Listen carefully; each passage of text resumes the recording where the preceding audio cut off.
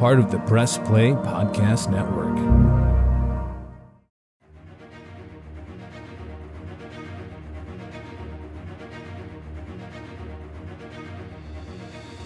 Welcome back, everybody, to Podcast 616, the official podcast of Earth 616. I'm Damon Royster, trying out a new affectation in my voice, and I'm your host. Today, we're talking about Ooh the Lolly, the hit 2018 film Into the Spiderverse, a.k.a. Black Spider-Man. Joining me today are two lovely guests. Oh my gosh, this first guest, second time on the podcast, last here defending Ant-Man for some bizarre reason. I like bugs. My buggiest friend. They're a writer, comedian, and occasional janitor. Please welcome to your ears, Ethan August. Hello. Thank you for having me. Thank you for being here, Ethan. Again, this room you're in, I've been to your house, but I have no idea where you are. Oh yeah, we relocate it. We move it around all the time. Got to keep you guessing. It's great. Great house. Our second guest, first time on the podcast. My goodness gracious. Hailing all the way from Baton Rouge by way of New York. We met in Chicago. They're a comedian, an improviser, also an occasional janitor. Please welcome to your ears, Miranda Rozsa. Thank you. I'm so excited. Thank you. Am I saying your Oh, yeah. Oh, I was going to say, I loved Ant-Man, so I don't know what the argument was, but I was a huge fan of it. The first one? Yes, because I didn't know there was a second. There's three. That's insane. So I love the first one. It's absolutely psychotic. But have you ever seen just one ant? I mean, they're just following a logical path. They make That's so funny. The inevitability of multiple ants. But you know what? Yeah, actually, wait, Ethan, I just got what you were saying. Yeah, Ethan, I only want you on to talk about the bug-based superheroes, Ant-Man, Spider-Man. This stinks for my personal preferences, but let's go. So if I ever switch over to DC, we'll talk about the Blue Beetle movie, which we should talk about that offline. Yeah. Miranda, based upon your look, I'm going to go to you first. How often are you engaging with Marvel superhero movies? Incredible question. Based off my response to, not that often. I think I connected very well with like Into the Spiderverse, purely to me, they made sense of how are there so many Spider-Men? How are there so many Batmen?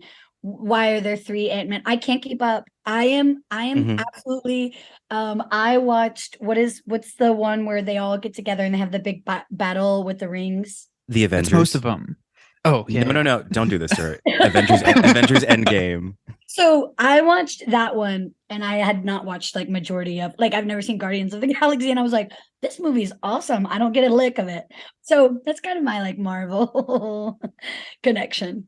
That's incredible. Once again, on Podcast 616, I want people like Miranda. This is how I'm going to try and hopefully hook you or at least show you a really good movie. Okay. So this is a great episode for you. I'm glad this is the one that you decided to come for because I can proudly support this one. Unlike Iron Man 2, woof, Becca and Felicia. I'm sorry again. Ethan August. I know, we all know, but can you just remind us your how big of a nerd I am? Yeah, just should I tell everyone how nerdy I am? A brief synopsis of your nerdom. Yeah, I started frequenting the comic book shop when I was in college. Luckily, right around the time that Miles Morales debuted. So some of my first comics that I bought were the beginning of Miles's arc. So it's really cool to get to come back for the movie and everything because I've never had the experience of a character that I've like been there for the whole experience of. Yeah. So yeah, I see all of them. We went to Guardians 3 together and I didn't have the best time. So I went back and saw it again. And that's how much I am locked into this relationship. It's they're like, try again, Ethan. Just tried to see if maybe it changes. Yeah. And sometimes same movie. Surprise. It was the same movie, but I had changed. Yeah, that's true. Yeah, that's true. We're constantly changing. The movies are not. All right. Into the Spiderverse. I mean, so Ethan and I, we watched this movie together at his house.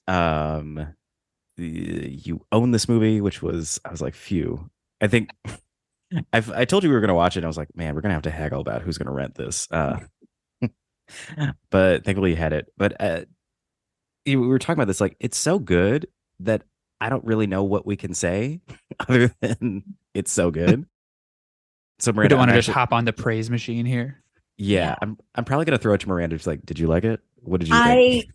absolutely loved it.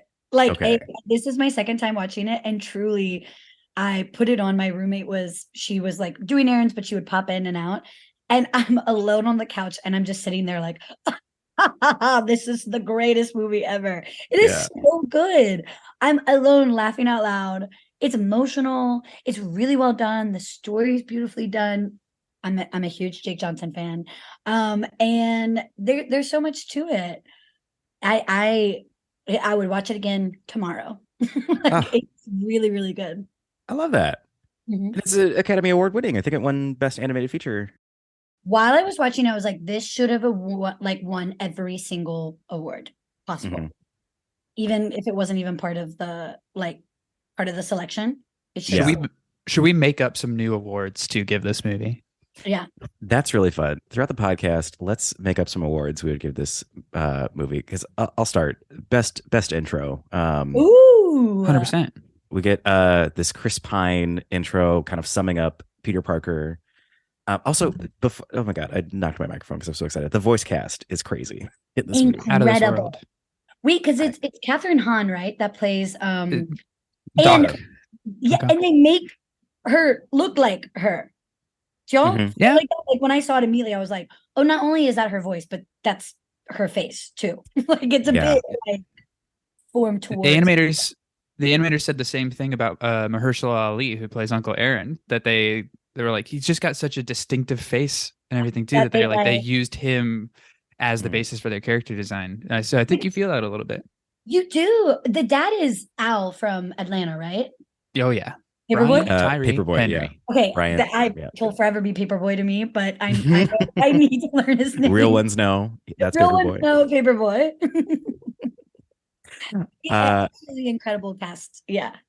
One So of good. one of the best things about the intro too is that Miranda, have you seen like the 2000s Tobey Maguire Spider-Man trilogy? Yes. Yes. Because if you hadn't, you have now.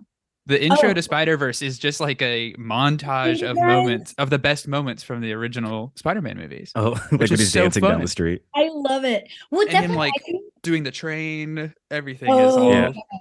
Mhm. that is where I think, like, I definitely was part of the moment of like Tobey Maguire Spider-Man. Like, but then I think once we started getting to, which I love Andrew Garfield and I love Tom Holland, but then I was like, well, I can't keep up now. Like, who is Spider-Man and how do we have so many? And so I got those references and I was really happy about it. Oh yeah. I think this movie, and then they later echoed it in the MCU Spider-Man film, No Way Home, which if you like Spider-Man, you should watch that, because I mean, this is a 2-year spoiler, but that's when Toby, Andrew, and Tom Holland were all in the same movie. And basically it's like a live action Into the Spider-Verse. But like it kind of just, this is where we begin to think like, oh, the movies are just different universes, different multiverses, or whatever you want to call it. So like they all existed, they're all real, but it's just, this is a different timeline that we're watching. And everyone's hair is slightly different. Damon, can I ask you a question? Of course. The tables have turned. My goodness. Whoa, This never happens on Podcast 616. Here we are. Well, Podcast 616 is like ostensibly about the interconnected Marvel Cinematic Universe, right? And we have all this. Yes. We have all these movies. Sony has had one character that, as we've now said, there's been 3 attempted full trilogies of movies around just Spider-Man. And like Miranda asked the question of kind of like, oh, it's like we're going through these movies and like, who is Spider-Man? And then with this movie, it's like, one, I'm curious of like, do you think Sony could have built an entire universe of characters off of any other superhero? Like if Sony had instead had the rights to just, I don't know, off the top of my head, Ant-Man. But like what do you think it is about the character of Spider-Man that keeps on giving in the same way? Oh, that like yeah. why have we seen so many different versions? Because Batman has this too, But like, what is it with Spider-Man? And like, oh, thank God, a question I can answer. Yeah, I think about this a lot because I think he is. I always hate to say Spider-Man's my favorite superhero because he's my brother's favorite superhero, and I like to be different. you gotta find a different way out. I Yeah. was like, I can't be the same as my brother. But I think there's something universal about Spider-Man is that, like, it's the idea with the mask, you can't see any of his face because even in Batman, you can see his mouth. So this is something that a lot of, Black fans of Spider-Man and fans of superheroes, like a lot of Black people like Spider-Man because you can easily in your mind put yourself in the costume because it's completely covering everything. So he literally could be anybody. So it's easier to do that, like, because I think that's what we do when we watch superhero movies. Those of us that like it, at least I do, like you put yourself in the position of the hero, sometimes the villain, but you like, Back you to Guardians Volume 3, where you saw yourself as the High Evolutionary. I did. I love to take my face off. So you can kind of put yourself there, but then also, like, Peter Parker is so human. I think that's what made those Tobey Maguire movies so popular, is because, he wanted the girl, back when movies could be just simple of like, it's a romance, a one-to-one. Then people had to, then it got bad. But, like, oh, he's doing it for love, or like, he just wants to make it to work on time. We all have that thing that prevents us from showing up at our like 9-to-5 job or whatever. For some of us, maybe it's improv comedy. And it's like, if you only knew what I was, what I could do. Yeah. If you only knew how much of an improv superhero I was. I didn't want to say it, but there's also sometimes you have to. You didn't. Yeah. I was gonna say you didn't have to. It's just there. It's just there out of you. Yeah, it's true. So today, for this movie, the Spider-Man we're looking at is Miles Morales, who in my notes I put we meet by way of Post Malone. We get this Sunshine song. Again, going to Miranda as like a very light Marvel viewer. Miles Morales specifically, how did he work for you as a character? Oh, I was in love with him immediately. Like that opening, what you said, that you were like, oh, win an award for like best intro.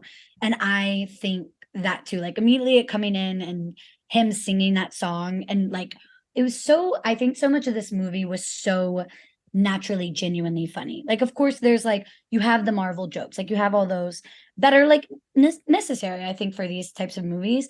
But they found such a like, improv, organic comedy that was, organic games to opening, beep, bop, boop. And wow, it changes when you're in Chicago. It zip zap zap, but it's beep bop boop. Beep, bop, boop. Level. In New York, they say beep bop boop. In New York, it's beep bop boop because of jazz.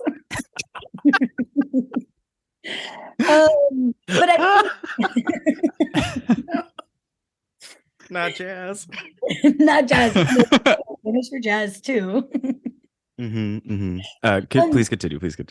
But I think that's what it was. Like that opening is just so like I think very, very funny and very like relatable of how it's like just that classic, like you learn so much about him within like the 3 minutes, but doesn't feel like too on the nose, like exposition. This is his dad. This is his like everything. It just feels very like, let's go into it. And immediately I was hooked. It's like, oh, I love this.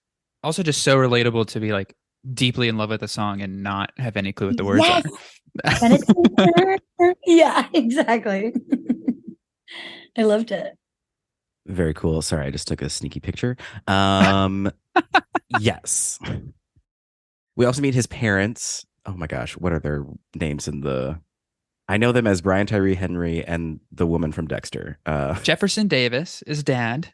And Rio Morales. Nice.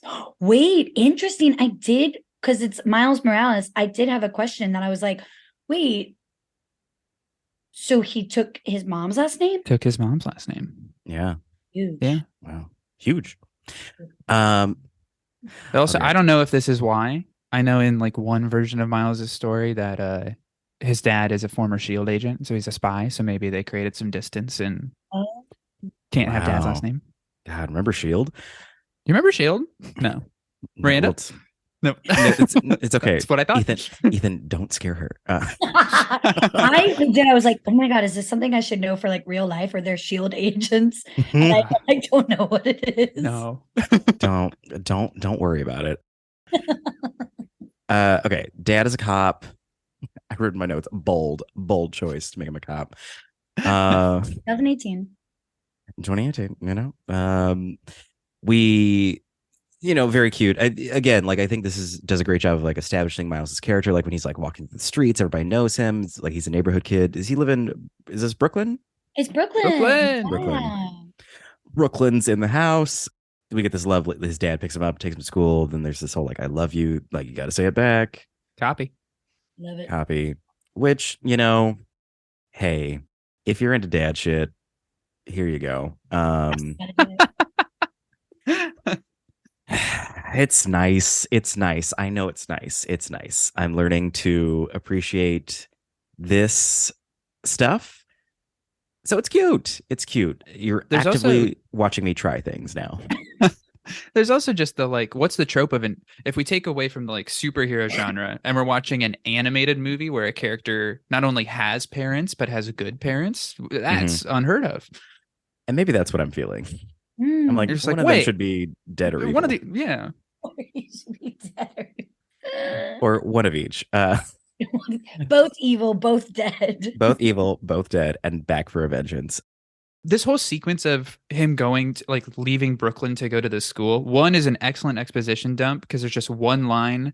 It's a big deal in the comics and everything too, but like that he wins a lottery to get into Vision's Academy, and I think it's done so well. But also, well, we talked about the intro of like where you get the Peter Parker story that we see set up and everything, but this whole sequence of like catching him in his room and like getting ready for school and just walking to school is so like mundane technically. Like if you're thinking like it's one of the things I was talking about with Damon on Thursday of animated movies have to like there's a budget for everything. It's like if you're in a living room in a live action movie, that's because they're like, oh, thank God we have an easy set. But this is like a 10-minute sequence where it's the street. It's like the coffee shop. We get to see a very real world, and like making the argument for him getting to be a normal kid and us getting to have time with that, I think sets Miles up in such a great way and is such a refreshing thing too. Yeah. And I don't know. It's really beautiful too. I think like when I first watched it, this was before I moved to Brooklyn and I was in Chicago, and then watching it now, like being in Brooklyn, I was like, oh, wow, like it was so, I've only been here, I just hit a year, but it was beautiful to see. And even again, like I think they hit it on the head, but it wasn't like too on the nose of what you're saying. You're walking and he's seeing all these like his Brooklyn friends of like his life. And it's very quick in passing of just like the way he talks with them, like the way he interacts. And then even it's like one line or like two lines that him and his dad's like, what's that coffee shop called now? Like kind of sadly, but showing the like, oh, Brooklyn's changing. And, and as I moved to Brooklyn, I'm like, wow, this world's stuck. Anyways, I'm not a part of it. Right. I have been to Phone Party. I do love it, but I have been to Phone Party. It was awesome, but I think they did a really good job again of like just pointing that, but it's not like so in your face. Yeah. And then an element that is a little bit in your face, but I don't mind at all, is like you get to, we get to school and like there's all this, I think Ethan, you put it out, there's like all this the book we're talking about is Great Expectations, and the dad, before I think the dad asked the question like, what kind of person do you want to be? Like this, like we're stating I don't have a choice. I don't have of like, who am I? What do I want to be? My great expectations for myself. Charles Dickens. We get, oh my God, Gwanda. Love this chick. Haley Steinfeld, future Hawkeye, Kate Bishop, future Kate Bishop, but right now she's Gwen Stacy, right? Gwen Stacy. I mean, we can talk about her now. So Gwen Stacy, Miranda Also, Miranda, do you have your permission whenever I call on you? Can I do my Steve Brady impression? Absolutely. Miranda, um, what did you think of Gwen Stacy? I actually, even though, what's so funny is I immediately said yes. And I was like, I don't know what the impression is. I'm like, absolutely. You could have gone like Miranda, and I would have never. I need to know people's names more. Like, I really. Okay. Steve Brady was Miranda Hobbs's husband on Sex and the City. I know now. Thank you. And also, but if you're caught up on And Just Like That, not anymore. Yes, that's right. Mm-hmm. So, Miranda, what do you think of Spider-Gwen? I'm gonna get there. Okay. It's normally better. I thought, I actually, even though I've seen this movie, but when watching it again, of course, I'm like, okay, who's the villain? Who's this? I thought she was the secret villain at first. That I'm like, oh, she's oh, how interesting. This new girl comes to school and she's so badass. And like, and she was like trying to get to know him. I'm like, she's the evil one. And then we see her in the lab or whatever. And I was like, well, what's happening here? But it was a good twist. Good twist. So, I like her. I liked her. Yeah. She was badass. Yeah. I mean, later when she's Spider-Gwen, I love her ballet shoes. Yes. Oh, yeah. Ethan, you've read Spider-Gwen comics, correct? I actually haven't. I've seen her in comics and everything, but I haven't read her individual stuff. Would love to, though. Does she? But I still might be able to answer the question. My question: does she always wear those ballet shoes, or is that like? I think so. Yeah, okay. I think that's part of the whole thing. So I have a question about the comic books, because I don't think, in my mind, and this just goes to show how novice I am for this, but when you brought up, you were like, oh yeah, I grew up, like I was reading Miles Morales when he was coming in, and I didn't know that it was a comic book, and to know that also Spider-Gwen is a comic book. So does that mean all the other Spider people that we saw, do they have their own like comic Great book? question.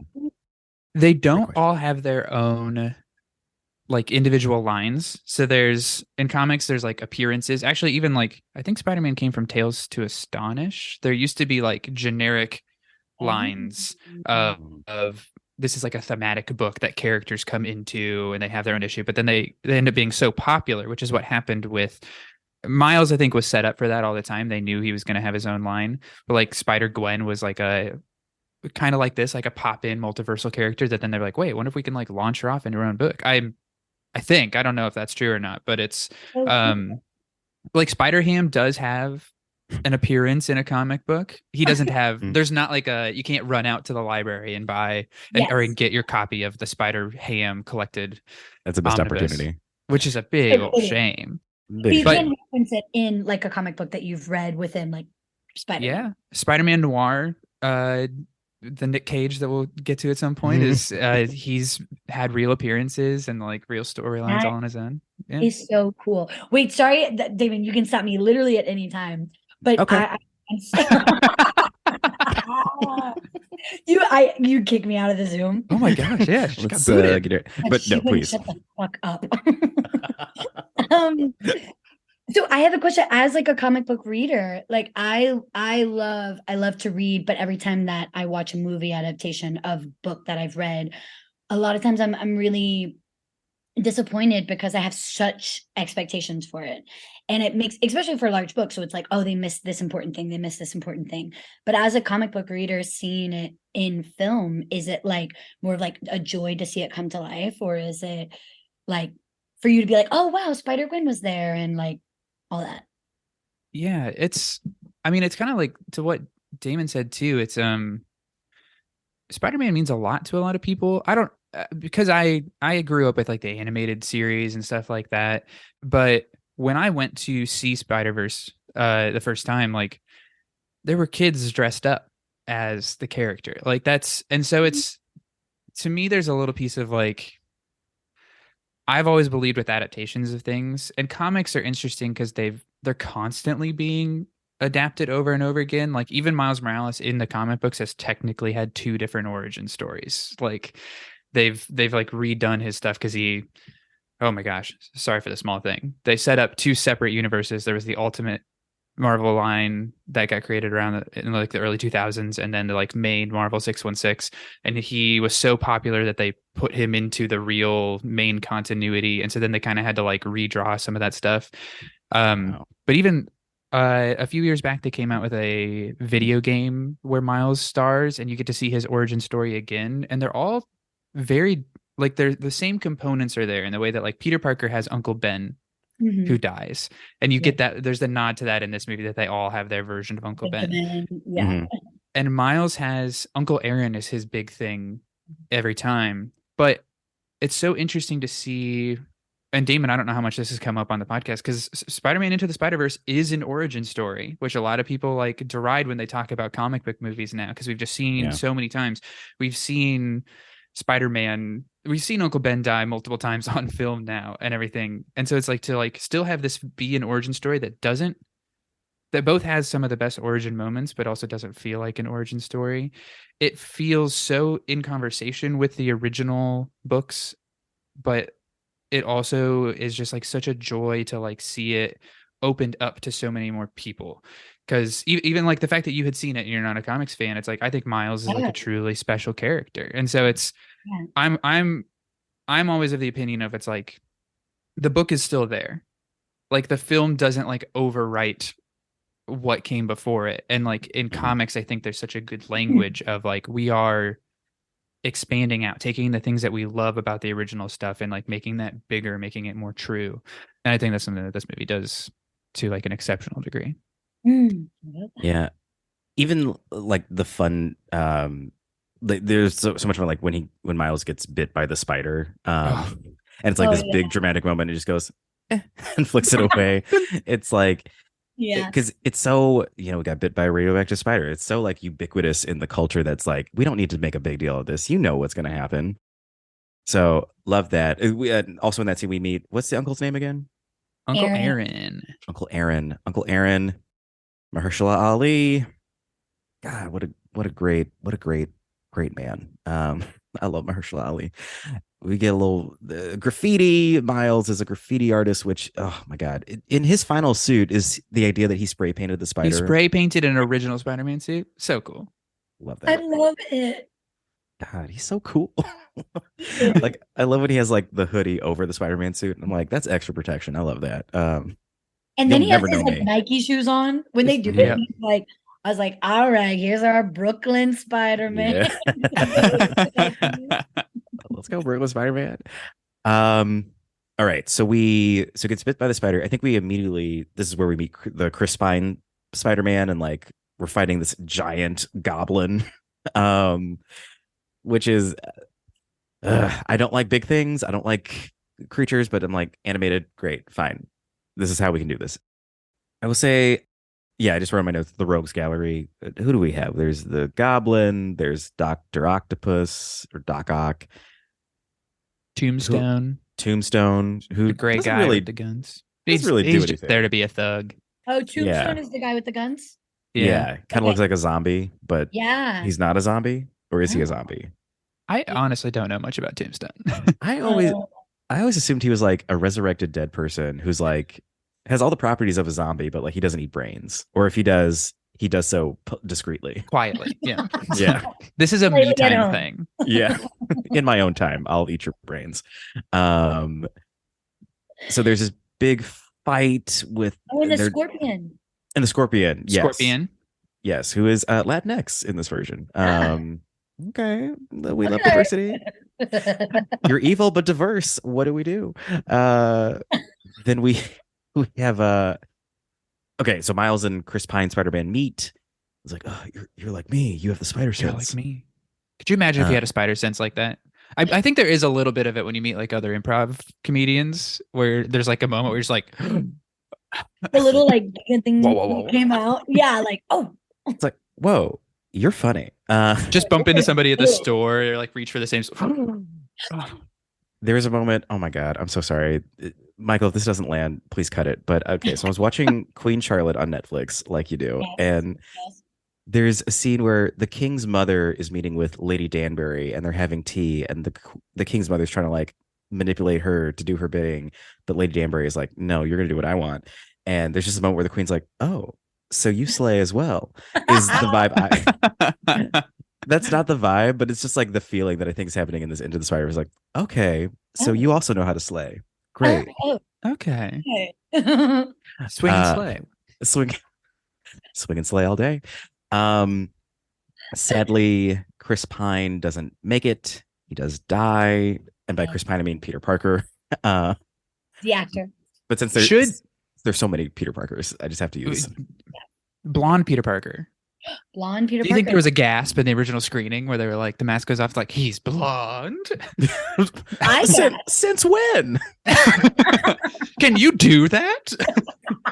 Wait, Miranda, you were saying you gasped when you saw it was a blonde Peter Parker? It came off and I was like, it's always been brown hair. Like, always. Always. I know so much about Marvel. A traditionalist. A traditionalist. Ouch. Well, that's they don't say it, but when we meet our next version of Peter Parker, he's Peter B. Parker, because I think it's Peter Brunette Parker. That's but blonde is also a B. I don't know if you know. Oh shit! No, backpedal. Peter Backpedal Parker. I took it as Peter B. Parker. Like this was A, this is B. Like B Spider-Man. And I took it at face value of this is how it's Peter B. Parker, different from the first one. Mm-hmm. Yep. It's There's just a letter different. in between. Yeah. Yes. Gosh, I'm just trying to. Man, I took really bad notes as I'm looking at this. Snow Woman. What is that? Blonde. Okay. Blonde Gotcha. Peter dies. Well, we meet Wilson Fisk. We meet Kingpin. Thank you. That's the villain I was missing. Yes, the big Kingpin with no neck. Brick of a man. Mm-hmm. I have questions about Kingpin. Miranda, now's the time for you to ask those questions. Okay. Well, I'm like, I'll save my questions to the very end when we're done recording. Yeah. No, it's now. Right. I was a little like Kingpin. That's a good origin story too. But I was a little like, so does Kingpin have like supernatural powers as well? Because the way he is able to absolutely just like punch something, and I know he's like a big bulky man, but his punches were breaking buildings. So I was like, is Kingpin like an even evil villain that also has like a little bit of powers, or is that like exaggerated?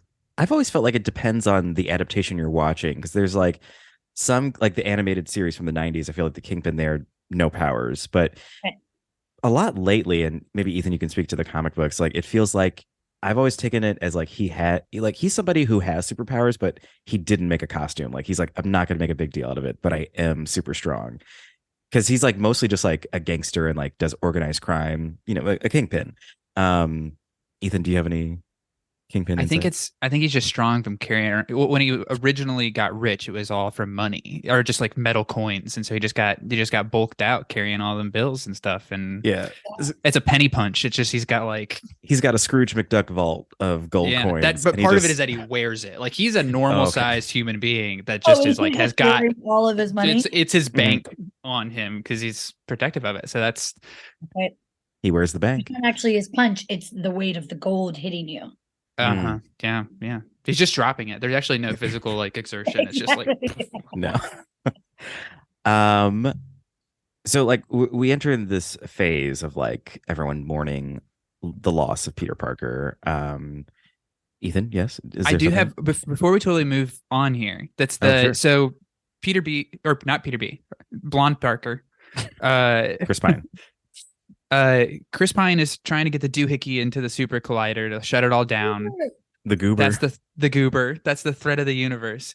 And he fails, but he gives it to Miles. And right then he tells Miles, go plug it in, end all of this. And I think there's something the overture of Spider-Man is the great power, great responsibility. And like Miles makes a big mistake right here. Yeah. Because he leaves. He leaves. And he gets chased off, but there's that moment where he runs to go do it. You see him like be like afraid, not sure he can do it, has that doubt, and then he stops and he watches Peter get killed. And that moment, like, it's something that I think this movie does really well, is that, like, having seen it multiple times now and watching that moment, I'm like, that failure haunts Miles throughout the rest of the movie, but the movie never comments on it again. There's there's other pieces of it that just like drive it harder in, but there's this moment where like Miles has the chance to avoid everything. Wow. And doesn't do it and instead runs away. That totally went over my head. Yeah. That is so cool that it's like, I like how you said, like, it's haunting him for this whole movie, you know, his choice to run away.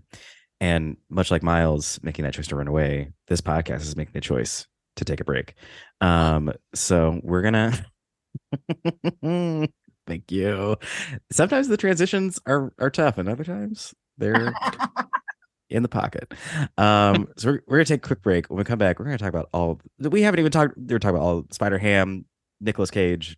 Oh my gosh. Jake Johnson. Yes. All your favorites after the jump. So keep it right here to Podcast 616. We'll be right back.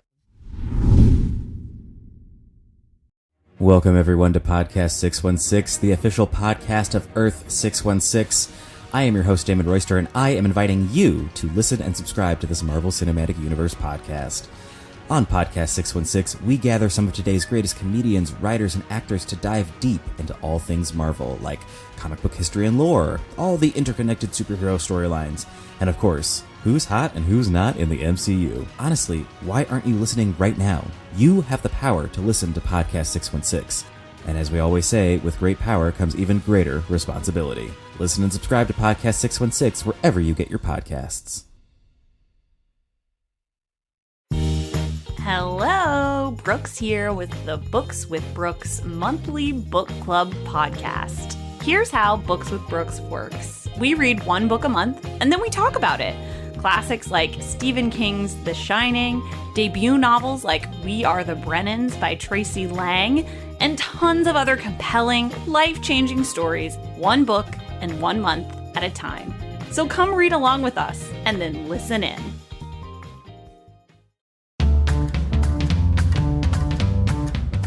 Hey everyone, this is Don Mike Mendoza, the host of Producing While Asian. Join us in Season 2 for more conversations with actors, artists, producers, and more from Broadway, Hollywood, and beyond, every other Wednesday on the Press Play Podcast Network.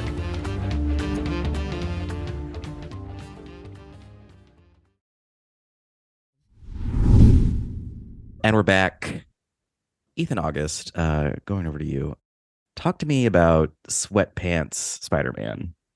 Oh, would you want to be finally saved by Spider-Man in sweatpants? I don't know. If you were like dangling off the side of a building and you're like, that person's prioritizing comfort, there would be a flash of doubt in my mind for sure. Especially when because the thing is with the sweatpants, you can see the rest of the suit going. Like, you can tell he's wearing pants underneath as part of the suit, but he's wearing the sweatpants on top of it. Yeah. Which takes an additional level of effort. I get it. I love sweatpants as the universal sign of going through it. Yeah. Giving or at least up, taking going a pause. Just taking the real which I also appreciate the like multiple references the runner throughout of, oh, you're just like my Peter, but a little pudgy.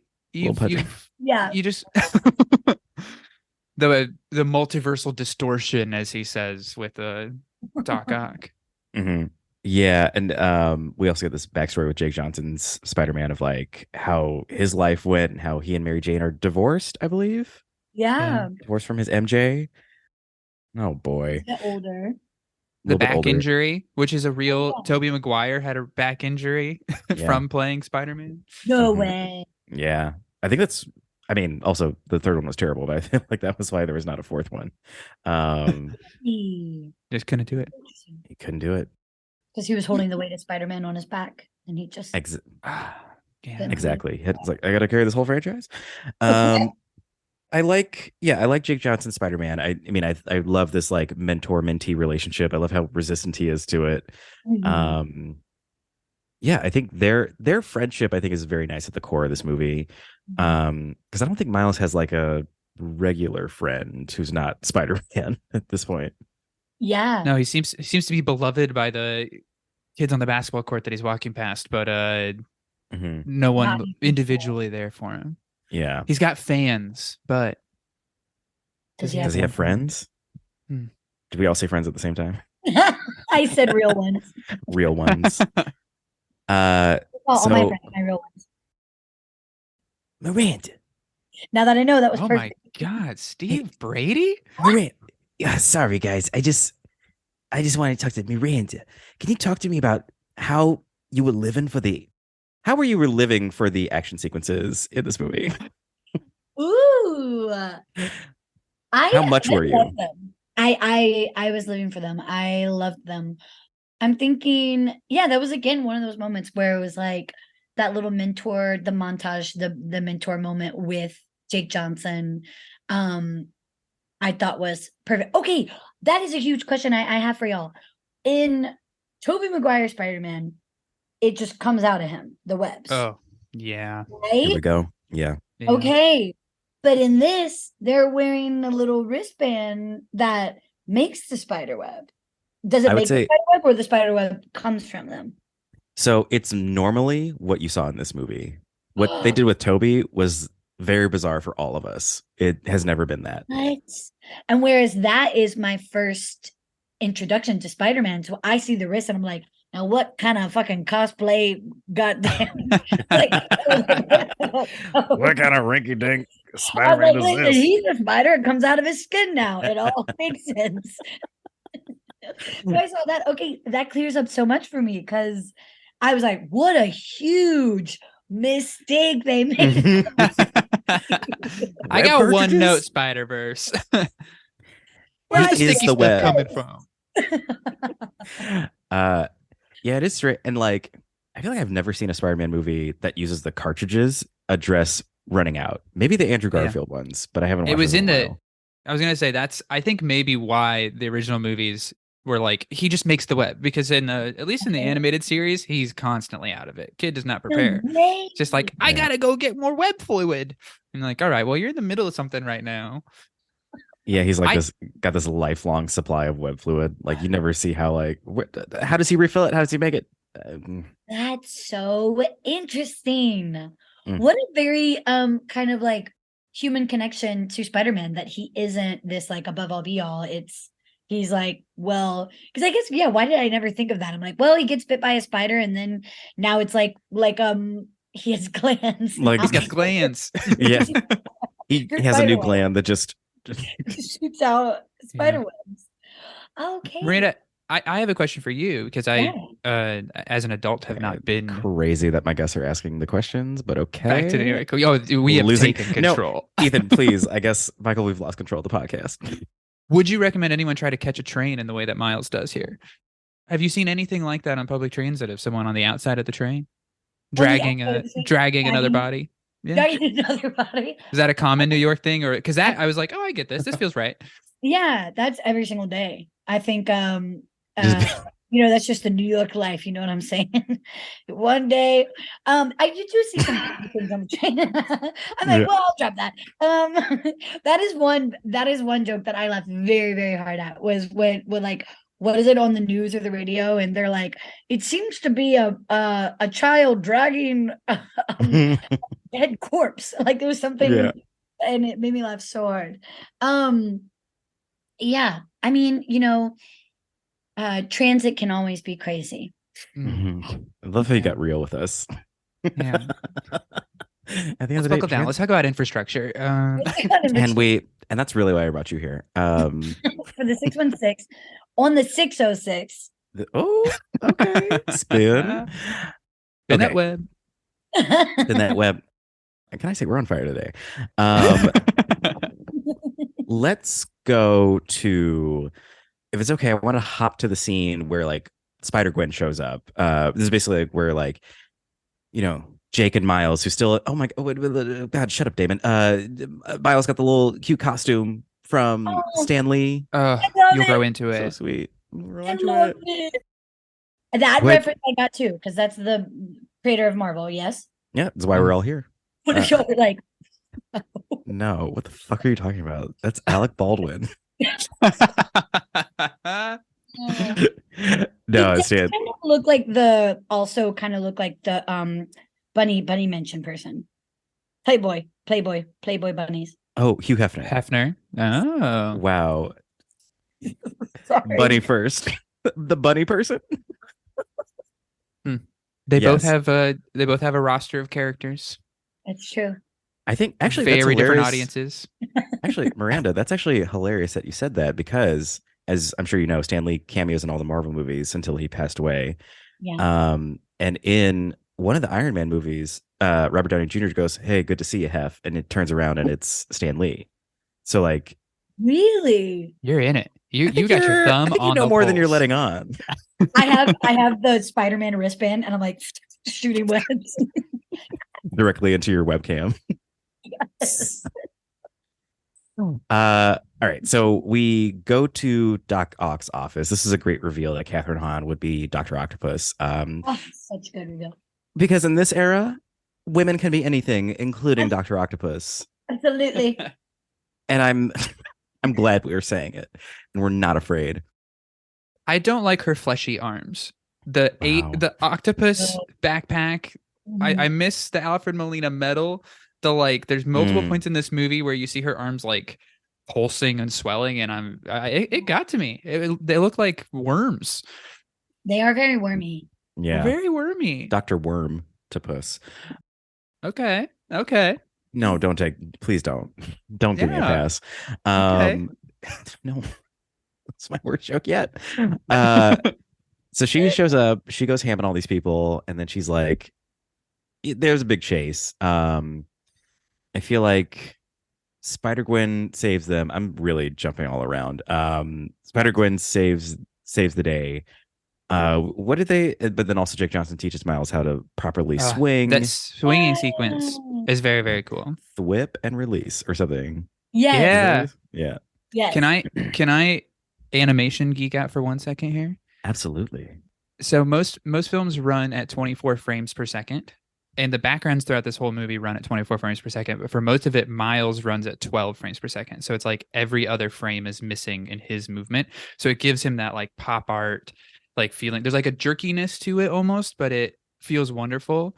In this sequence, when he's like, I can't do it, he's moving at 12 frames per second. And when he starts to like figure out the swinging, they bring him up to full speed, like visually. And That's so cool. That's the level of attention and detail when you get where like 4 seconds. I always remember this in The Lion King, the original animated Lion King, when Simba walks around the back of Pride Rock to go see Scar at the beginning of the movie.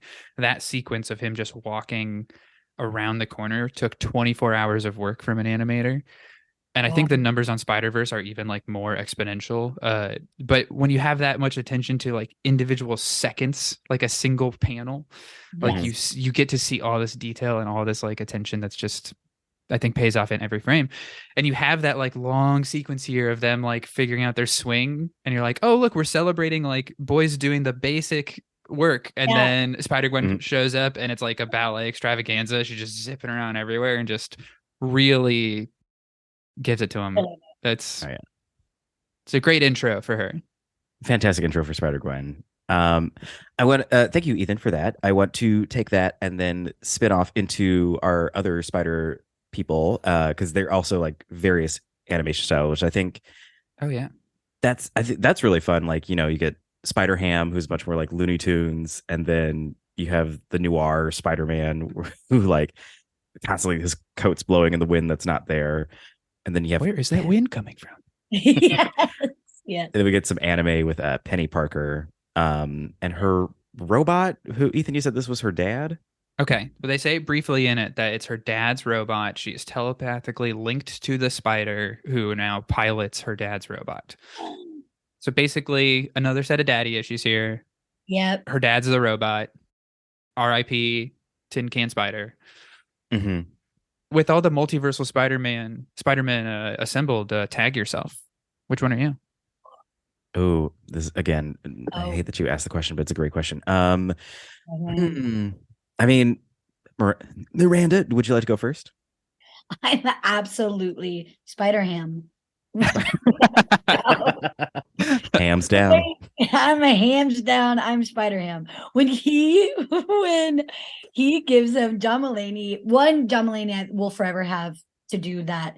He already has that voice, but I think he hams it up like in Take My Mouth. I cannot.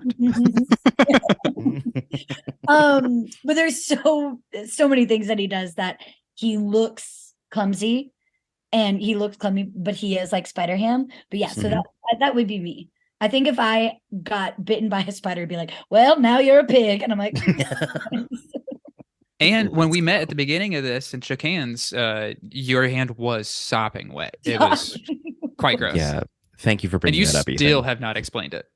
No, and I really, if I tried to explain it to you, it would make it worse. So okay. Now the mystery, yeah. Live in the unknown, because it's so much better than what you would know. Live in the unknown. It's so much better here. Spider-Ham in the comics is a spider who gets bit by a pig. Shut No. up. Yeah. Nuh-uh. Yeah. Crazy. That is hilarious. How can a pig bite a spider? Wouldn't it just eat the whole thing? Just eat the whole thing? Have you ever read Charlotte's Web? No, actually. They're chewing on each other all the time. It's absolutely, everybody's just eating each other up. And you don't know any different, Damon, so... Yeah. You don't know. Also, what a missed opportunity for a Charlotte's Web joke with this spider pig. Wait, you're right. No one named Charlotte in this. Absolutely not. Yeah. I guess hurry up. I mean, I love Spider-Gwen, but we already talked about her, and she's like a real character, a part of the story. But in terms of these like ancillary guests, I love the noir Spider-Man. I think Nick Cage. Oh yes. I wish he would stay in this lane. I'm just I love full camp, very delusional. I love the Rubik's Cube he gets. I was gonna say when I always see you with an unfinished Rubik's Cube, just completely confounded. I was gonna label you there. I don't get it, but I also won't stop. Ethan, how about you? Oh, I'm just a little spider. I'm Penny's little spider. I have too big of a link to anime girls. I understand them too well. I'm always trying to climb into machinery. Yeah, anime girls. Downplay yourself. Isn't that a telepathic spider? Or it can do things. It's a pretty smart spider. Not just a little spider. That's a big spider. Big spider. Hey, thank you. Welcome. Yeah. Wow. Shake my hand. I can see it dripping through the camera. This is out of control, Miranda. Take my hammer. It'll fit in your pocket. That was like one of my favorite. Take my... Oh my God. The gags in this were so not only the action, but it was funny and I've never seen a cartoon that was able to do all three. Usually if a cartoon's emotional, it's not funny. This movie is, oh God. Again, I'm trapped in a loop of like, I love this. What part of this movie hits you the most, Damon? Where were you as we watched it together? Where were you like, oh, Ethan, don't look this way, don't look this way, don't look this way? Well, I often say that when I'm around you. I know. Out loud, constantly. That's our rule. Don't look at me. You were saying like what part affected me the most emotionally? Yeah. What's the biggest wallop for you? The biggest wallop. I think for me, I think it's the uncle, which I think we're kind of almost there also, so convenient for me. But I think like the uncle reveal, that's rough. And I'm like, oh, I feel so bad. Sorry, you keep going. Well, I was just gonna say, because the uncle, like the Prowler is his villain name. Prowler. He is relentless. It's like, I don't think if he didn't take the mask off, there was no other way to stop him, because he is like, I'm gonna claw your face off. Miranda, what were you gonna say?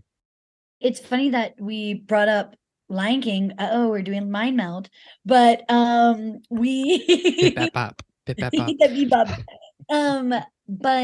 it's not the same, but the way, like the emotional intensity of him actually like watching his uncle die and his uncle make that decision to do all that, and then him carrying his uncle was very like Lion King-esque, of like it was atop a cliff in a way, like it gave me that same, it was reminiscent to me of Lion King and and Simba seeing his dad. It was this like, Yeah. are y'all, I'm not explaining. Oh, yeah. You see what I'm No, saying? totally. I I'm also, with you. it makes me think too a little bit of the like, Damon, I'm sorry you set this up of being like, let's not talk daddy issues. And then, sorry, this is the movie we're in. I think the understand. uncle relationship is the like, let me project everything I need from my dad onto you. And so Aaron is such this like guiding figure. And we see those scenes together are delightful, absolutely delightful. That I think they earn these moments so well. Even like going back to when Miles like goes to his apartment for help and realizes he's the Prowler, and that chase is like, it's like a moment of heartbreak. His like whole world comes crashing down. Of it's like, this is the person I thought I could go to. Yeah, it's almost like he's not even really running from his life. He's like, I'm trying to run away from you because like I can't even deal with this right now. Like, so when Miles is like escaping, it's not like, oh my gosh, I'm escaping the bad guy. It's like, I need to run. Like, even if he didn't catch him, he still would be running away from that. Like, I just need to process this. You know what I just realized? I wonder why the Prowler didn't like kind of put 2 and 2 together, because Miles wrote him, was in the process of writing him a note, being like, I am taking on too much. I don't, and then doesn't finish it and then goes into hiding. And then if you were the Prowler, you'd be like, well, obviously Miles was the last person that was just in my apartment. And the last person that was just in my apartment was this child that I chased away. You know, like, yeah. I just thought I think it's because of the harsh working conditions of the fucking Kingpin. Kingpin is a taskmaster. It's still crazy to me that like he just refuses to kill one. There's many Spider-Man. There's so many Spider-Man to kill. There's so many. And like the Prowler's like, I'm not going to kill this one. It's my nephew. Bang. The Kingpin just like shoots him dead. I'm like, not even a warning. Yeah. Like just immediately. Also, Prowler was your best guy. Everyone Best else, like, I don't know. Now you're going to put Tombstone in charge? What does Tombstone's bike look like? That fucking zombie. Bunch of pizza wheels. Doc Ock, and also Doc Ock is on her own mission. Like she just wants to. Yeah. I think she just really wants to see universes collide. Like she's fully a mad scientist. You cannot trust. You cannot trust her. I'll say it. You cannot trust Liv. No, you can't trust Liv. I will on the like. There's so much to Miles, like as a character and as a person, because in that moment, doesn't Jake Johnson like Uncle Aaron gets shot, and then Jake Johnson is like, go, you got to get out of here. And then he has to make that decision. Then he's like, well, I'm not going to just leave my dying uncle. And then he carries the weight of him. Like, I'm going to move and like risk his. I was like, that's so, you see him like go back and forth of, do I just leave him here? Do I? And then he grabs him like, oh, it's really well done. Truly. And then of course you get the classic, shout out to Daredevil fans. This also happened in Daredevil where like Miles was caught above the body of the dead person. And the assumption was that Miles, the Spider-Man, killed him. Just like, God, electric nachos in Daredevil. Miranda, this is funny because Daredevil's a bad movie and nobody likes it except for me. So if you're not getting that, just want to like, oh yeah. yeah. Okay. Electric nachos. Yeah. I'm also purposely saying her name incorrectly. It's Electra Nachos. Love a play. Yeah, thank you. You guys are so kind. Okay. What normally happens? Do people just come on and just yell at you? Yeah, kind of. Usually Michael. So the break goes at the beginning. Don't bring the break bit into the real podcast episode. It defeats the purpose of the bit. My God. You're fired, but don't go anywhere. I need you for the rest of the podcast. Okay. So what's happening? He goes back to his dorm. Yes.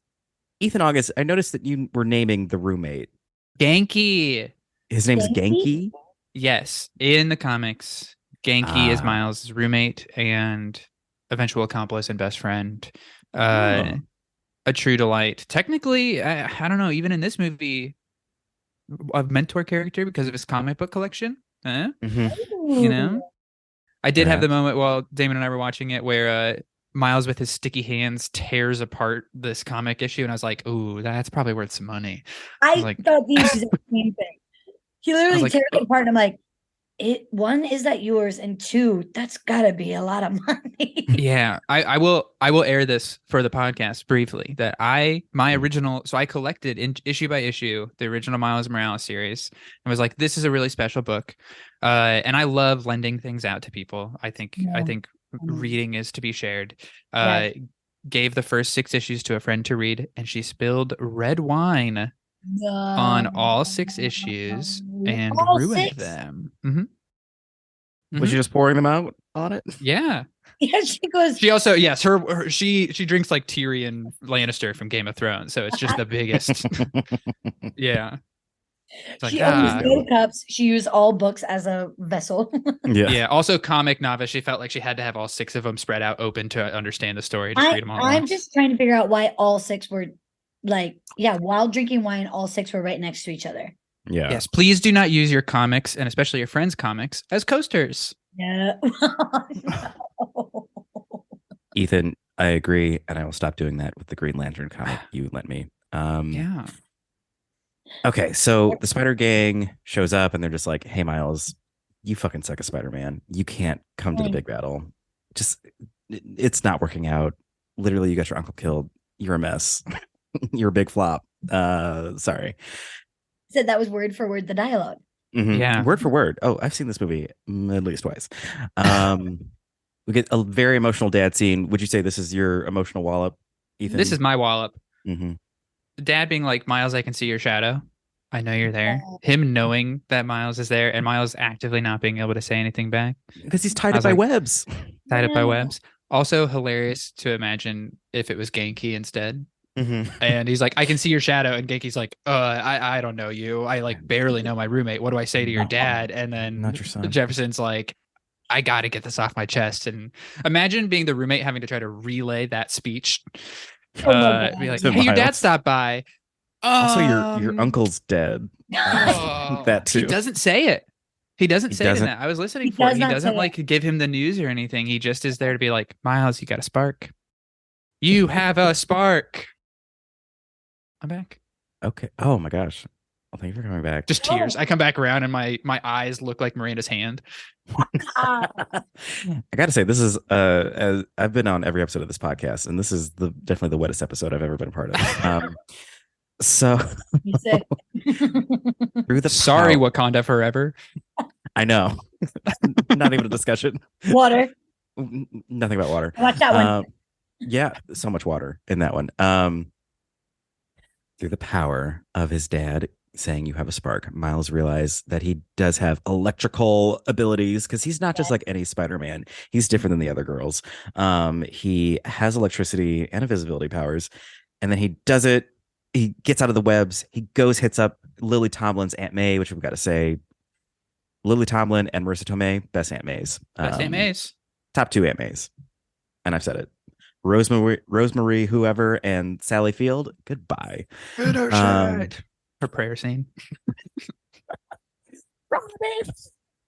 Listen to our Spider-Man Tobey Maguire episode for a wonderful impression of that. So he gets a new suit, and then my favorite scene is him just playing around in his new suit. Like when they do that shot, I'm gonna want to flip my laptop when he's like upside down. We all know. Yes. It's the coolest thing. Get out of here. It's so fucking great. The fact that we've seen him the whole movie not being able to like let go of the surfaces with a stick, and then the glass breaks. He just breaks it with it. It comes with him. You get that light refraction. Yeah. The purple. It's gorgeous. Purple. Listeners, Ethan's in a purple room. Purple. Wow. We tell no lies on this podcast. We told you. No, Miranda's hands are wet. That one's not a lie. That's the one truth we told. That's one true thing. Okay, we go into the big finale. In the interest of time, open discussion. Anything you want to discuss in this big final battle? Floor is yours. Super Collider. Stuff's going nuts. You and I Super Collide. I do love the excuse to have just like a version of New York however they want it. Like imagine like the location manager of another movie watching that and being like, you can just put it all right next to each other. Mm-hmm. Oh, You just do That that. feels like cheating, but that's great.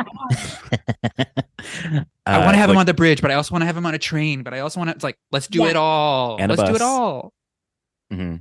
I love when everything's getting sucked back into the multiverse. There's the anvil from Spider-Ham. Like, that was really fun. Yeah. Love that Miles is kicking Kingpin's ass, and he it's like, can you press the button for me? And launches him into the big button. Hit the green button. Yes. Mhm. Yeah. I like the callback of we pass over it briefly of the leap of faith that when they leave Miles all tied up and Jake Johnson, it's like, it's a leap of faith, and he has him in that same hold position where he's like swept the leg, and that's how they say goodbye. It's beautiful. I love that entire like sequence and the relationship that they built between Jake Johnson and Miles Morales was so well done. And it was all that like, even before that, it's kind of quick callbacks that I think Jake Johnson was like, I wasn't a good coach, but then you realize that he learned so much. What was it? It was like, never watch the mouth, watch the hands. And then he was always listening. Yeah, he's always listening. And then he does the whole like sweep under. And it's that beautiful moment of like, yeah, it's Jake Johnson. It's like, you have to go back and fix, you have a life that you need to go back and fix. And when he's like, do I want kids? Like it was all. I want kids. That's a great moment.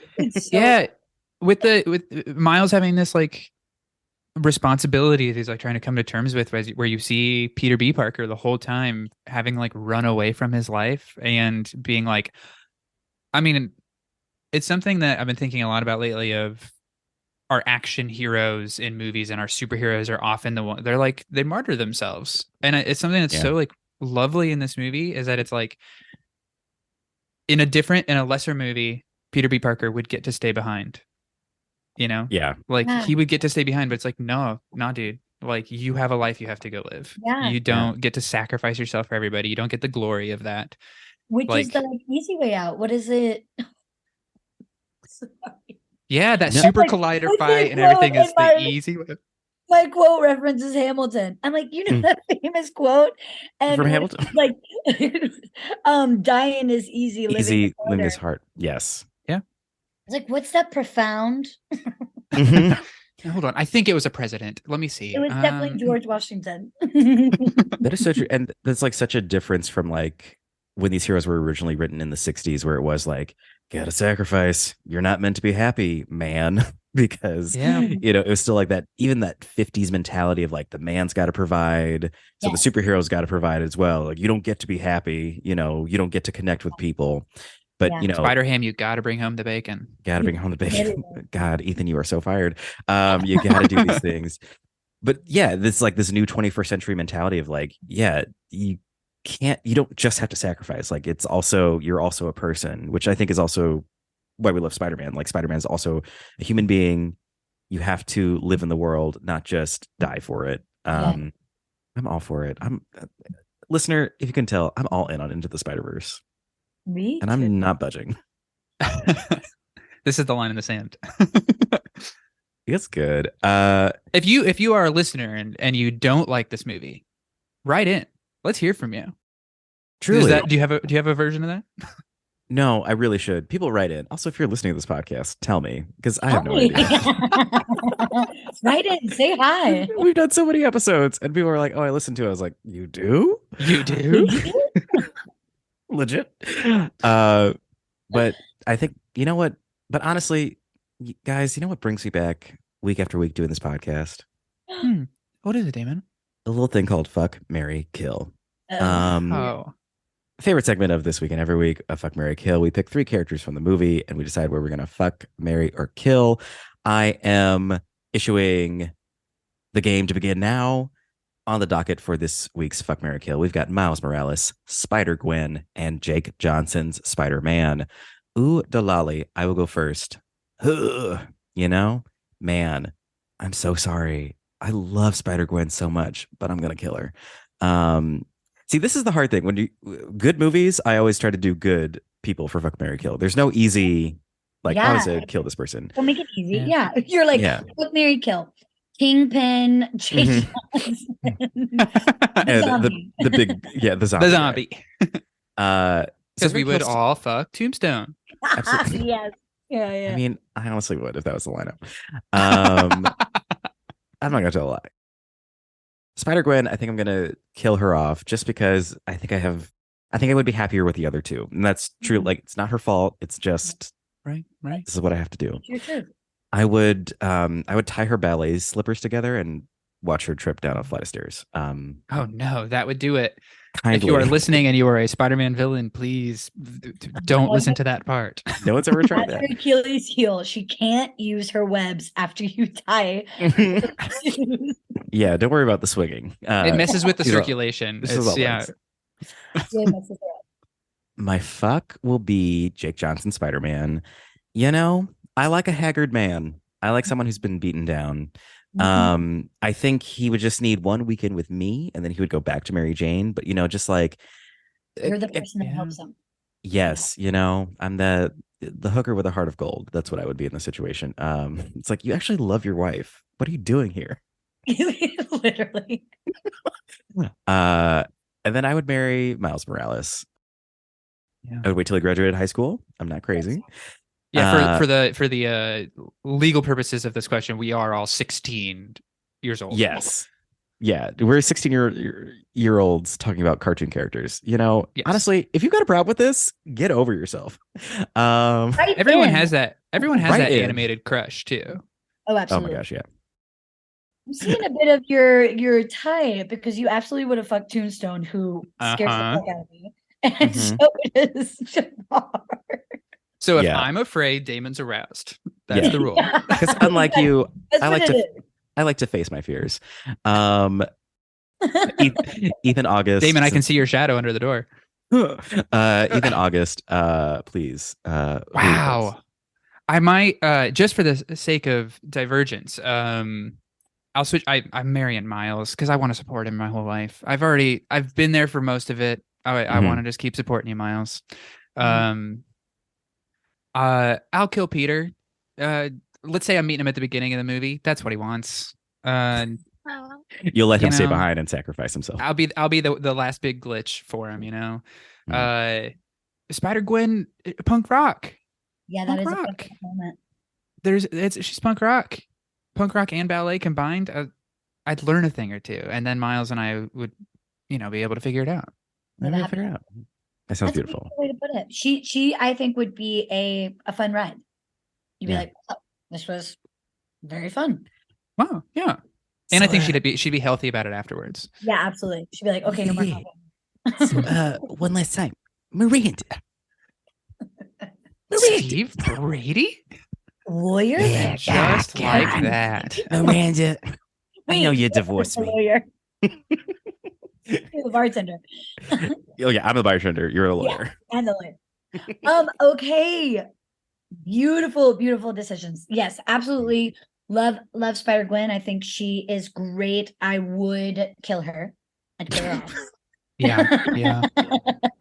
Wonderful woman. And when I'm killing her, I'm like, you're awesome. Thank you for everything that you've done. You're beautiful. You're gorgeous. Thank You're you. beautiful. You're gorgeous. This isn't about you. It's about me. You have to die now. Thank you. It would be Respect. it would be respectful. I absolutely would fuck Jake Johnson because, in real life or as an animation, just like that's gotta happen. So It's gotta happen. it's gotta happen. Mhm. And then I would absolutely marry Miles Morales because I think that we could make a really beautiful life together. He has wonderful parents. I already live in Brooklyn. Like, there's That's no half the problem battle. with boroughs. Okay. Fucking sister wives. I love this. We all will marry Miles. We all marry Wow. Miles. I think we can make it work. Okay. I think the three of us can figure it out. I Oh, wouldn't definitely. want to share a man with anyone else but you two. And I mean that. And I never Wow. say that. Wait, even with my sopping wet hands? Even with you can do the dishes. So Every dish is just. Just Was it water or was it your hands? Miranda, this has been on the dry rack for 3 days. What's happening here? I said, stay in the unknown. It's better. It's better here. An absolutely wonderful conversation with both of you. Little disclaimer: if you're listening to this podcast, go out to the movies and watch Across the Spiderverse. I think if I time this right, next week we'll be talking about Across the Spiderverse. So stay tuned for that. All right, Miranda Rozsa. Rosa. Mm-hmm. Rozsa. Where can we find you online? Are you online? Do you have shows coming up? What's going on? This episode's going to be airing end of May around Memorial Day. Oh, very fun. I am online. You can find me online as Sexy Dragon Butt Muncher. So, type that in, look that up, and you got me. And then if ever you're in Brooklyn, me and a lot of our Chicago friends that moved out here, we have a weekly Thursday 7 p.m. show. So come check it out. It's a fun time, and we are called The Good Time. So if you want to go to where Miles Morales lives, come to Brooklyn. Yeah, because that's where he Drag is. a corpse on the train and have a good time. Yeah. Thank you very much. Ethan August, same question. Ethan August, famously offline. Join me. Crazy. Everybody That's incredible. Come figure out what trees are called with me. That's bioregionalism. I'm trying to be part of nature here, everybody. If you want to support something, support your local comic book shop. The best people in the world run in comic book shops. I love that. Very nice.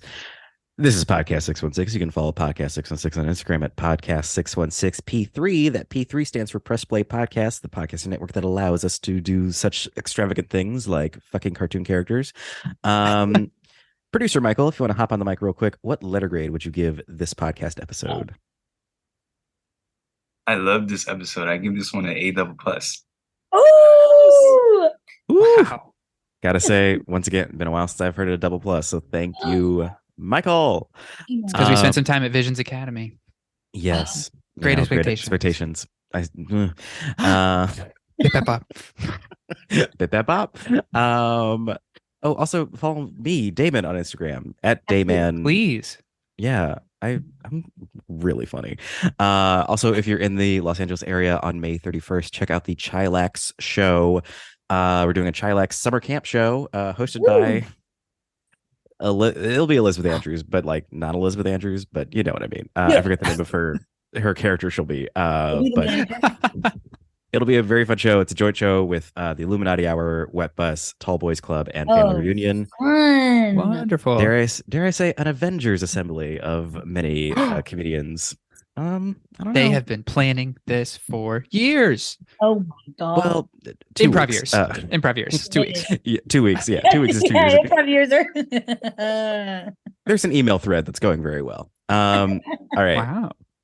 Ethan, Miranda, and Michael, thank you so much. Miles, wherever you are, thank you. This has been Podcast 616. We'll see you next week. And don't forget, feels more apt than ever to say it now, that with great power comes even greater responsibility.